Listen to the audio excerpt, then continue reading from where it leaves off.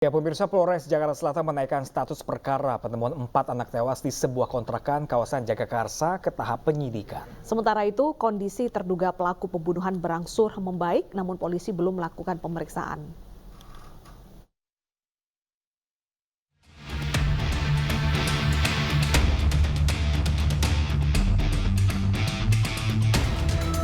Satreskrim Polres Jakarta Selatan memeriksa 5 orang saksi kasus penemuan 4 anak tewas di sebuah kontrakan di Gang Roman, Jagakarsa, Jakarta Selatan.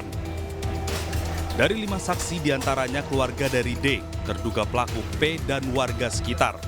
Terkait hal tersebut, kini pihak kepolisian telah menaikkan status perkara ke tahap penyidikan.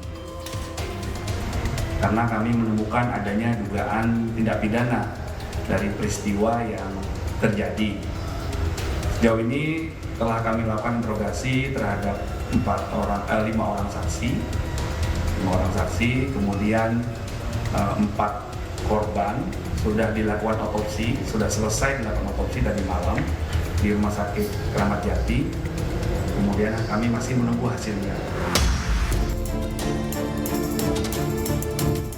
Diketahui kondisi PD, pria 41 tahun terduga pelaku pembunuhan terhadap anaknya berangsur membaik. Namun demikian hingga saat ini polisi belum melakukan pemeriksaan terhadap terduga pelaku. Di tubuhnya terdapat sejumlah luka percobaan bunuh diri. Luka-luka itu terdapat pada lengan, kaki, dan perut yang mengarah ke pembuluh darah. Rencananya, bila diperlukan penyidik, pihak RS Polri akan melakukan tes kejiwaan pelaku. Saat ini yang bersangkutan sedang kita sehatkan dulu sebelum kita serahkan penyidik untuk dimintai keterangan. Untuk kondisinya sendiri sudah sadar atau gimana? Oh, sekarang sadar. Sekarang saat ini sudah sadar karena sudah kita obati di sini. Jadi nanti penyidik, apa yang diminta penyidik? Apakah hanya menyembuhkan saja? Apakah juga diminta untuk visum psikiatrikum atau hanya visum perlukaan saja. Sementara itu, hingga kini kondisi korban kekerasan atau istri dari terduga pelaku berinisial D masih dirawat di Rumah Sakit Umum Daerah Pasar Minggu, Jakarta Selatan dengan luka di bagian kepala.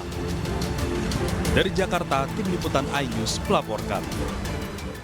Sementara itu, tetangga korban mengaku tidak mencurigai gerak-gerik pelaku. Ya, bahkan pemirsa, sebelum penemuan jenazah keempat anak tersebut, pelaku sempat meminta dibelikan minuman. Kasih dengan orang tetangga misalnya minta maizon, sempat dibelikan, ditaruh di depan. Itu bukti apa? Saya juga pernah WA, kalau butuh apa-apa saya kacang hijau atau apa. Tetangga semuanya respon, cuma dia main HP. Kekerasan nggak ada yang tahu. Di luar kalau lewat menyapa, dia tegur sama. Anaknya kalau main ke rumah ibu ini panggil ibu. Kalau ada orang-orang pada jajan dia misalkan itu ya kadang ada yang beliin. Hampir 2 tahun di sini tidak ada kecenderungan ke arah itu. Semua orang di sini kayak kaget. Begitu. Kejadian dalam minggu ini itu semuanya nggak percaya. Ayah dari korban kepala 4. Oh, kepala 4. Tapi memang dia tipikalnya memang dia sangat sama kekeluargaan juga dan sama warga juga. Warga kan tertutup nggak? Sampai ke intern itu, cuman kalau dia keluar kita menyapa, Jumatan tetap sholat Jumat. Sebatas itu jemur baju atau apa, udah. Terpancar bahwa dia ada bentuk kayak rasa pengen bunuh diri atau membunuh anak-anaknya dalam keadaan mungkin dalam segi psikolognya agak berbeda gitu, Pak. Selama hampir 2 tahun di sini tidak ada kecenderungan ke arah itu. Semua orang di sini kayak kaget. Begitu. Kejadian dalam minggu ini itu semuanya nggak percaya. Nah, ketika awal melihat anak-anaknya memang tersusun rapi di atas kasur. Awalnya gelap, cuma abangnya itu menyentel baterai kan, udah tersusun rapi, entah disusun Pak Pansa atau kurang tahu. Keadaan mayatnya, maaf kalau boleh tahu, sudah mengungu semua atau sudah baunya sangat menyengat? Saya cerita baunya kalau itu dibuka bau sekali. Sampai sekarang kan juga masih bau dalam keadaan tertutup. Sudah, satu-satu kondisi anak. Dan pemirsa, untuk mengetahui informasi terkini mengenai kasus ini sudah bergabung bersama kami Salam Rahmat langsung dari lokasi kejadian di kawasan Jagakarsa, Jakarta Selatan. Selamat siang, Salam. Kapan rencananya olah TKP akan dilakukan? Ya, baik, selamat siang Pram, Deta dan juga pemirsa. Hingga saat ini belum ada informasi lebih lanjut bagaimana tanggapan atau juga perkembangan lebih lanjut terkait dengan kasus penemuan 4 orang anak yang ditemukan tewas di dalam kamar sebuah kontrakan yang berada di kawasan Gang Roman, Jagakarsa, Jakarta Selatan pada Rabu sore kemarin. Di mana terduga pelaku dalam peristiwa ini diduga otak dalang pelakunya adalah sang ayah korban sendiri. Ditemukan kala itu sudah bersimbah darah dengan luka sayatan di bagian tangan dan juga kakinya dengan upaya percobaan bunuh diri. Nah, terkait dengan dari adanya olah TKP lebih lanjut, ini belum ada informasi lebih lanjut dari pihak kepolisian, dan di mana dapat kami sampaikan juga bahwa di TKP ini memang sudah dipasangi oleh garis polisi, di mana sudah tidak ada lagi yang boleh untuk memasuki ke dalam TKP tersebut terjadi pembunuhan. Di mana dapat kami sampaikan juga bahwa memang di tempat kami melaporkan saat ini berada radius kurang lebih 2 hingga 3 meter dari lokasi tersebut terjadi, namun ini baunya ini masih cukup menyengat begitu, Pram, Deta dan juga pemirsa. Bau anyir maupun juga bau busuk yang cukup tidak sedap dihirup ini memang masih kuat sekali aromanya di tempat kami melaporkan saat ini. Bahkan memang lalat pun ini masih cukup banyak di lokasi tempat kami melaporkan saat ini. Dan tadi kami juga sempat berbincang bersama dengan salah satu saksi yang juga merupakan tetangga dari keluarga korban yang menuturkan bahwasanya memang keluarga ini dikenal tertutup begitu, Pram, Deta dan juga pemirsa.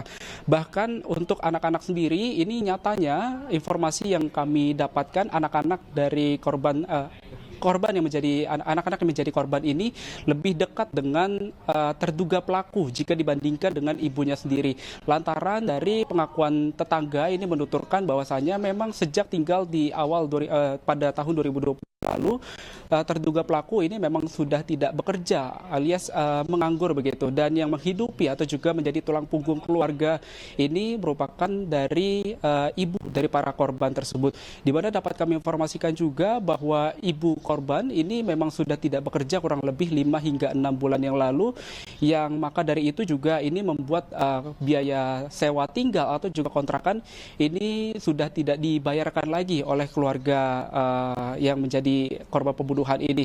Di mana dapat kami informasikan juga bahwa keluarga ini memang sudah menunggak kurang lebih 4 bulan lamanya kontrakan yang ditinggali oleh para keluarga ini. Di mana dapat kami informasikan juga bahwa istri ini tengah dirawat intensif begitu pasca dilakukan penganiayaan yang dilakukan oleh suaminya sendiri, yang bahkan ketika dipergoki oleh warga, ketika itu ditolong oleh warga, ini kondisinya memang sudah luka lebam maupun juga sudah mengeluarkan darah dari dahi maupun juga dari mulutnya begitu, dan langsung kala itu juga langsung dibawa ke rumah sakit untuk mendapatkan perawatan intensif lebih lanjut.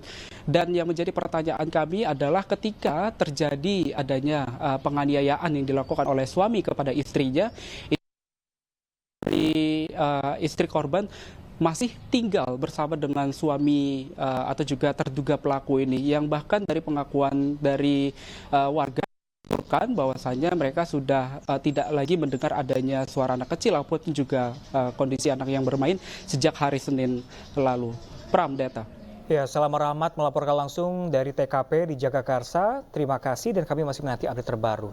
Pemirsa, kita beralih ke informasi lain. Pencarian pendaki yang terjebak erupsi Gunung Merapi di Sumatera Barat resmi ditutup pada Rabu malam. Pencarian ditutup usai tim gabungan berhasil menemukan korban terakhir bernama Siska.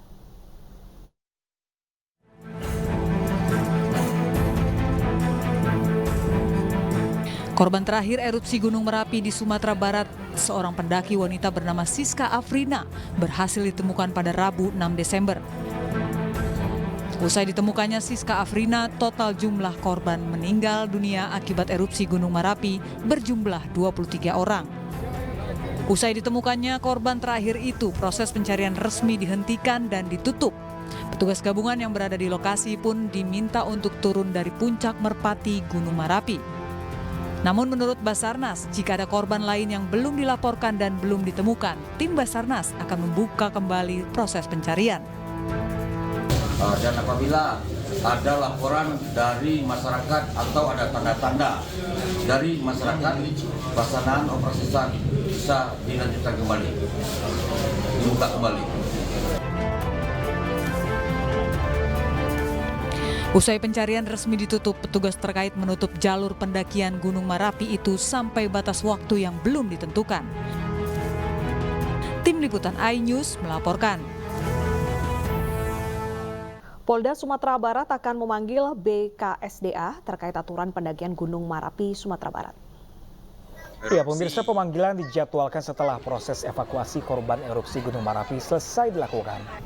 Dalam pemanggilan ini, polisi akan meminta keterangan dari penanggung jawab lapangan BKSDA Sumbar. Sementara bila terbukti lalai, penanggung jawab Gunung Marapi akan terkena pasal 359 KUHP.